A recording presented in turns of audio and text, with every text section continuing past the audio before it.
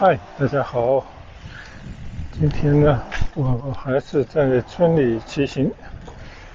就是有点辜负这么好的天气啊。原因呢是我前几天跟大家分享了，我又新买了麦克风，然后呢，我也在村里试着骑行了一下，就感觉跟我以前买的那个麦克风效果应该差不了太多。结果呢，就骑到了外面。谁知道昨天就出洋相了。我昨天呢，因为到广州火车站，也是最老的那个火车站，去接一位亲戚。因为想着几十年以前我来广州的时候，就是从这个老火车站来到广州的，所以觉得有点纪念意义啊。所以我就专门到老的火车站那边呢去走了一圈。也打算去拍一拍，据说呢很快就要重建的这么一个老火车站啊。因为这个火车站呢，最起码以我所知已经40年不变啊，就它的那个整个的外形已经显得相当的陈旧，就连这个火车站楼上那些标语都是几十年以前的，完全不符合一个现代时尚都市的需要的。那么经过几十年使用已经不堪重负，再加上呢，现在已经进入高铁化时代了。那广州的高铁呢，在番禺的南站离市区需要通过地铁连接，大概有半个小时到40分钟的车程。所以呢，其实是很不方便的一个地方。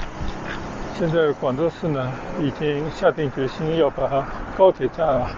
搬到广州市区了。也就是说呢，第一步就是要从南站建一条联络线，我指的是高铁联络线就连通到广州站，就是流花地区的这个老车站那这个车站呢，当年真的是非常威风，全国知名。因为所有南下来广州、来广东的这些外来人员它主要是打工，当然也有经商旅游的，都是要通过这个广州站作为进入广州的门户那我们也知道，这个广州站当年因为车站太老，实在是不堪重负。每年到了春运的时候那简直是人山人海很多人只留在车站。那坐火车成了大家的一种奢望可以这么讲，无论是节假日还是平时，都是一票难求的那个年代那我昨天呢，也在这个广州站就闲步，也跟大家闲聊的时候呢，聊了一聊我跟广州站的一些渊源。当然主要是一些感慨就是40年的这么一个变化大变革的时代你看广州这个城区从西向东移，现在时尚的街区呢已经远离了流花这个广州站可是这片区域当然也包括这个旧的车站呢，还是几十年前的老样子，有些令人唏嘘。结果谁知道呢，昨天回到家里在编这个视频的时候就发现这个麦克风收音效果很差，就完全跟以前的那个麦克风是一个型号。而且那天我测试的时候觉得马马虎虎还可以但是在昨天的火车站边上可能有各种各样的杂音，而且地方也比较空旷，结果呢这个收音真的是差强人意，大概有1/5的声音呢是听不清的，大部分的情况底下呢都是有一些杂音，就有一种感觉接触不好的感觉，要不就是这种蓝牙的信号很弱啊，就这种感觉啊。那也没有办法的事啊。我在网上呢也查阅了一下人家的使用的体会等等，也不得要领。大概呢就是这样的一个小的麦克风啊，它与这种 Insta360相机配对的时候啊，它实际上确实是需要经过一个这种录音的一个转换装置啊，也就是那天我跟他交流的，就你必须要在这个上面接上一个设备，就有了这个设备以后呢，你才可以用一个麦克风的接收器插上，然后这个接收器呢再跟你的麦克风话筒，也是号称发射器啊，连在一块使用。当然以前我看到的呢都是动辄1-2千块钱的，相对比较专业，但是呢那个接收器啊就比较大，就挂在360相机本来就很小的这个体积上面，就觉得有点古怪。但是呢最近也发现了可能也有一些仿冒或者说改良的产品嘛，就做的比较小，可是很有意思。我跟几个客服联系了一下，大家都是一问三不知，就并没有明确的来提示你能不能用于360相机，或者呢有些说可以，但是他也没有给出一个具体怎么连接，比方说做一个简单的视频教你怎么连接。那我就觉得真的现在很多卖货的人真的没有什么这种 sense， 没有这种感觉啊，就大家仅仅是卖，然后就是说别人卖100块我就卖90，就只是以这种东西来竞争。所以我昨天跟其中的一个客服还聊了几句啊，我说你如果对应的一个新的产品，这个功能你是试过的，确认是没问题的，而别人呢人家还没有测试，那你测试以后就把这个结果告诉别人，那如果真的是如你所说，那么也就是说这个是一个很好的现象啊。那么也就是说你完全有可能使你这个产品啊占的先机，甚至会大卖。我觉得是一个很浅显的道理，但是我联系了好多个不同的客服，都是不知所云，就看来他们做生意的这种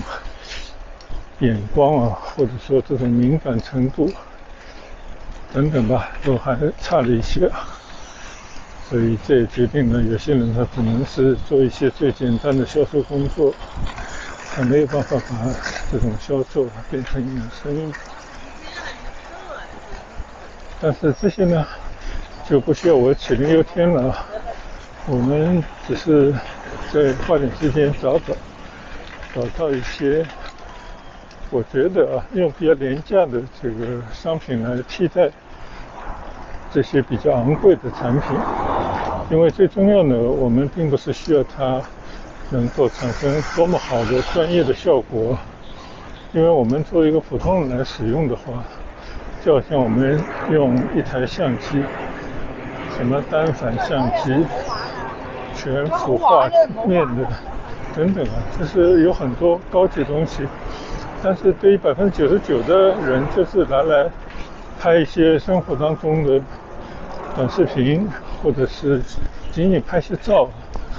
就只需要一般的清晰度就可以了。所以呢我觉得于我而言也是一样的，就这些产品嘛，我们并不求多么的专业，但求呢大概凑合着可以用就好了。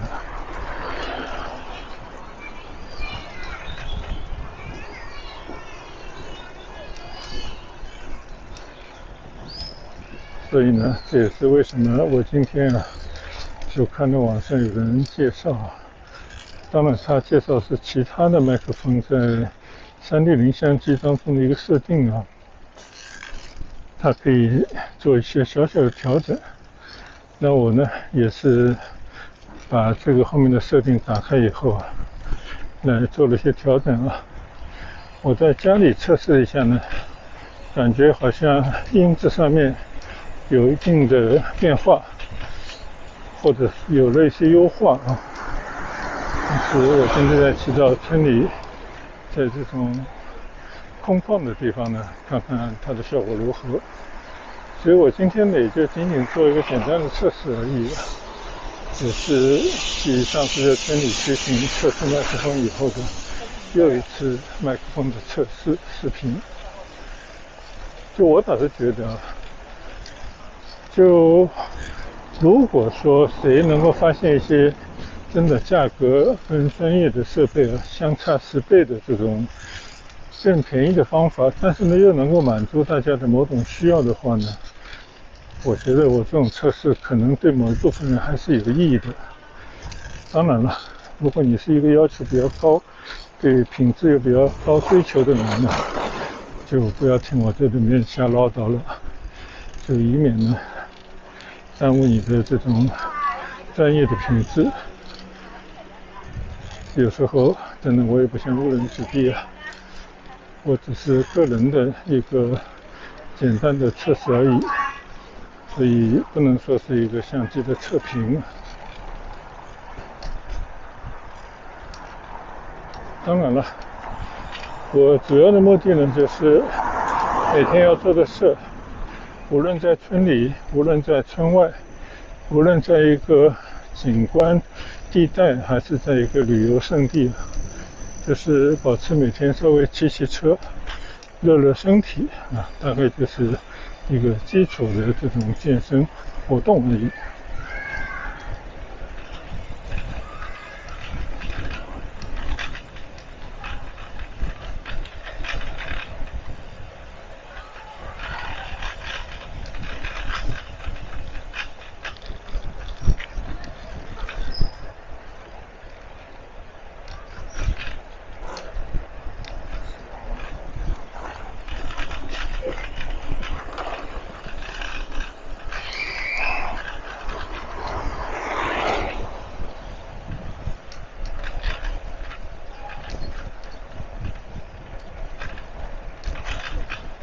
今天早上啊，我去送我的孩子去算是上班了，然后呢就在一个我平时不是经常出行的时间段出行，然后我是开着车送我的小孩去交通中心啊，就这么一点点的距离，我就感受到了起伏雾村早上上班的高峰时间段啊，这种堵车的真的可怕。就在这个辅华路上面啊，根本无法行走。一个呢，真的是实在是出村的人都是同一时间啊，大家都赶着去上班，非常的拥堵。那村里呢，已经派出了很多的保安来维护秩序。结果看到人车太多，我就干脆转到市广路上面，直接去到了交通中心。虽然有些红绿灯，但是我觉得还是比在村内啊这个行驶要快捷。事实也是如此。但是等我回来的时候呢，就发现问题了，就是这个很多路上啊，特别是辅华路在缤纷汇前面的这条路上呢，他保安就拿那种绳子啊，做了很多临时的障碍。就他主要是为了减少在学院路那边那些路口通过车辆的数量啊。就我到了学院路呢，我是没办法左拐的，那又不得已再绕回去啊，再找地方去吊车。那原因呢，就是上班去的车流人流啊，和这个祈福英语学校他门前这种接孩子送孩子的车流呢汇合在一块了，就很多人呢在那边也过不得规矩，甚至有些没有公德心，随意的在那边掉头。本来很窄的道路是没办法一口气拐过弯来的，结果大家也根本就不顾这些，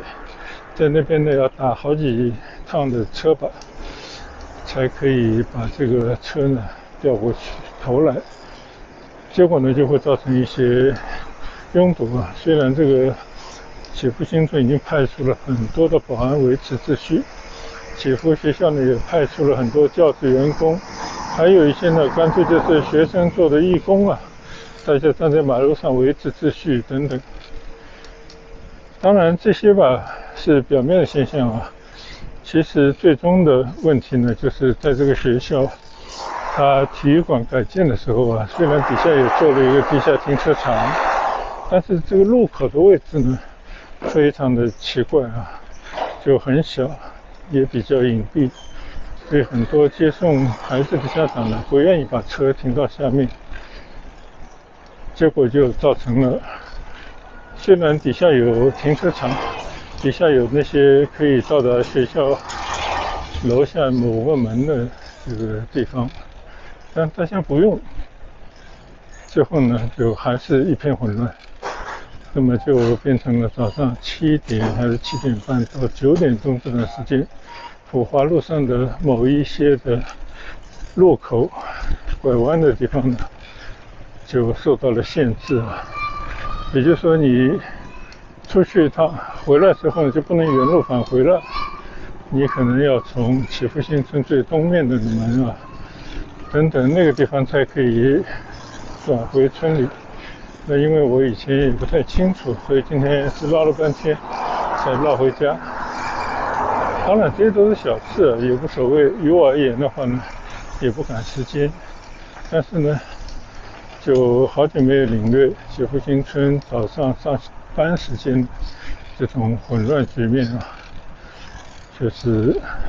我觉得在这个时候踩着点去上班的人还是蛮辛苦的。